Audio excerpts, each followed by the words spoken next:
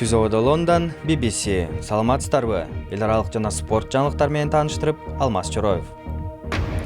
Орусиянын оппозициячыл саясатчысы Алексей Навальный Путинге атаандаш катары 2018-жылы өтө турган президенттик шайлоого катышам деп BBC'ге билдирди.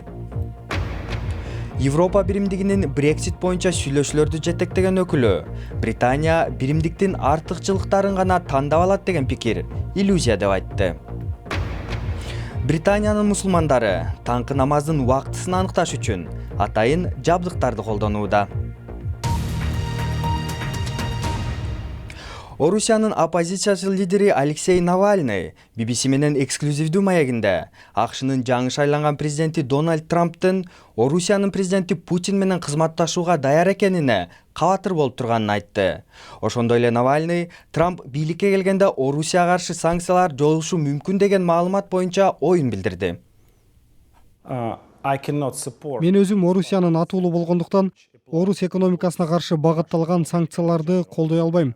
Бирок Владимир Путинге же Путиндин жакын чөйрөсүндөгү паракор өкүлдөрү менен анын олигархтарына каршы санкциялардын жеңилдешин каалабайт элем. Анткени санкциялардын бул бөлүгү абдан керек. Жана аларды орус эли да колдойт. Бирок ачык айтсак, Дональд Трамп Орусиянын ичиндеги адам укуктары, эркиндик, демократия маселесине кызыгат деп ойлойсузбу? Албетте кызыкпайт. Мурунку администрация Обамага чейинки администрацияга деле баары бир болчу. Айрым сөздөрдү айтышат, бирок негизинен аларга баары бир. Жагдай кандай өзгөрсө да, 2018-жылы өтөт деп күтүлүп жаткан президенттик шайлоодо Владимир Путин менен күрөшөм деп турасызбы? Президенттик үчүн күрөшөсүзбү? Шайлоого катышам. Мен байоо адам эмесмин. Албетте президенттик үчүн талапкер болуп чыгаарым Кремльге жакпайт. Алар менин аракеттериме болушунча тоскоолдук жаратышат.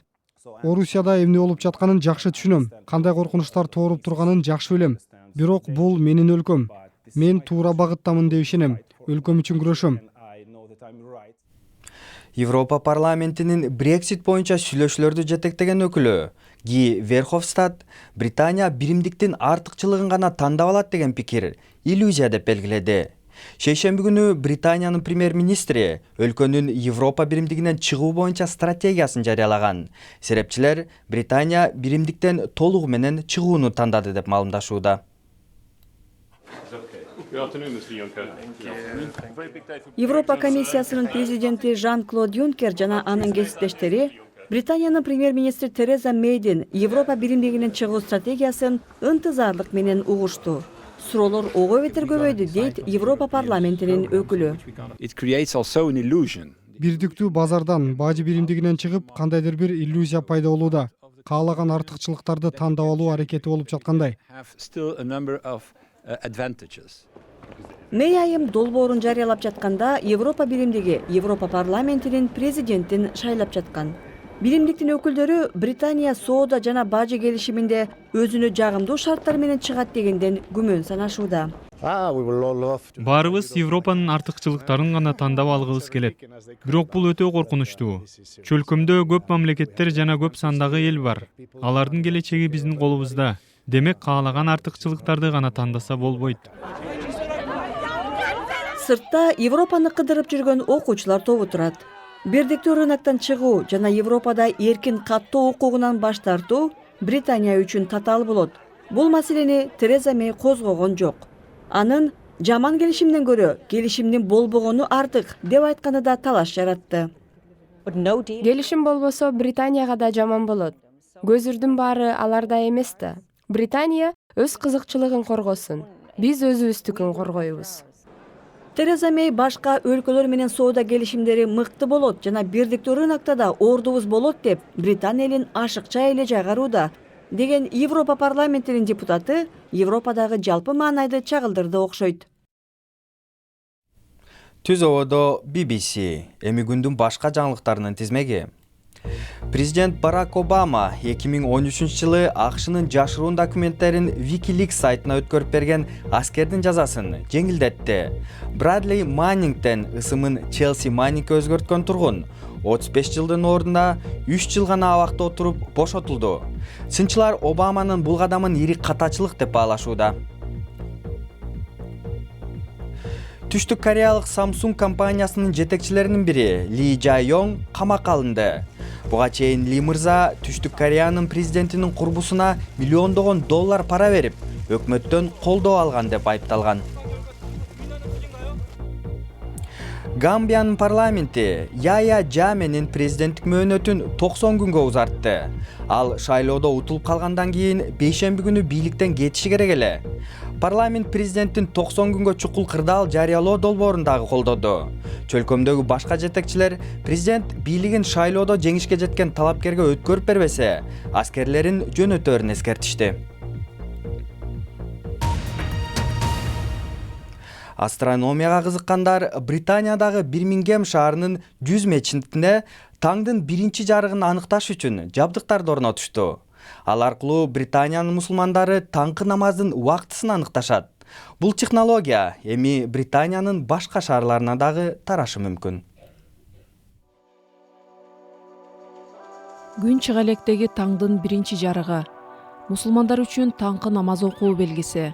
Бирок алгачкы намаз окуу убактысы ар кандай саналгандыктан мечиттер ар башка убакта азан чакырышат.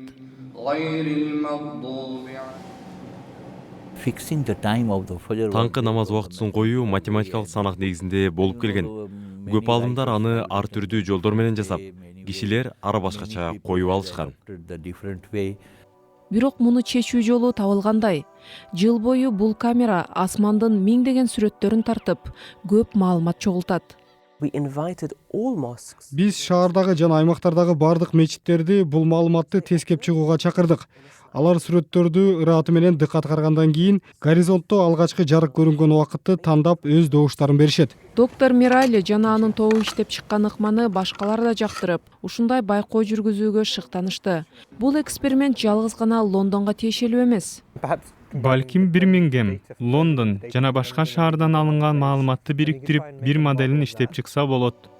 Бул модель Британиядагы мусулмандардын таңкы намаз убактысын так белгилөө менен бирге, аны дүйнөнүн башка өлкөлөрү дагы колдонсо болот. Эми спорт. Австралиянын ачык чемпионатында дүйнөнүн биринчи ракеткасы Анди Мөри орусиялык Андрей Рублевду оңой эле утуп алды. Эмдиги баскычта Мөри америкалык Сам Кюри менен күч сынашат. Ал эми өткөн жылы чемпион намын алган Анжелика Кербер жердеши Карина Витхофт менен кызуу оюнду жеңип, 3-чү айлампага өттү. Футбол. Манчестер Ситинин жарым коргоочусу Яя Туре аптасына $529,000 бааланган келишимди четке кагып, Кытайга барбай калды. Пил сөөгүнүн жээги мамлекетинин жылдызын өткөн сезондо дагы кытайлык клубтар өткөрүп алууга аракеттенген. Кытайлык клуб болсо, футболчу январь айында оюн өзгөртсө, келишим даяр деп маалымдады. Футболду улантабыз. Манчестер Юнайтед терроризмге каршы күрөшкөн кызматкерди жалдаган Англиядагы биринчи клуб болуп калды. Олд Траффорд коопсуздук чараларын күчөтүүдө. Юнайтеддин май айындагы Борнмутка каршы беттеши дааратканада табылган оюнчук бомба үчүн кеч башталган. Жаңылыктардын соңунда Финляндияда жаныбарларды коргоого каражат чогулткан уюмдардын жаңы ыкмасы тууралуу. Сатыкка коюлган бул сүрөттөрдү адам баласы тарткан эмес. Аларды салмагы 423 килограмм болгон Жусо аттуу жетим аюу тарткан. Бүгүнкү күнү Жусонун сүрөттөрү $8,500 топтоду. Бирок тилекке каршы ал өзүнүн көргөзмөсүнө келе алган жок. Себеби Жусо кышкы уйкуга кирген. Бул жана башка жаңылыктарды биздин интернет сайтыбыздан таба аласыз. Дарегибиз bbc-kыргыз.com сайтыбыздан жаңылыктарды окуп, радиобузду да уга аласыз. BBC жаңылыктарын Facebook, Twitter жана YouTube'дан да таба аласыз. Ал үчүн бизди BBC Кыргыз деп издеңиз. Биздин бул даректерибизге блог макала жазып, сүрөт тасма тартып салып турсаңыз, биз аларды окурман, көрөрмандарыбыз менен бөлүшөбүз. Сиздер менен мен Алмаз Чороев болдум. Эфирден кайрадан жолукканча саламатта калыңыздар.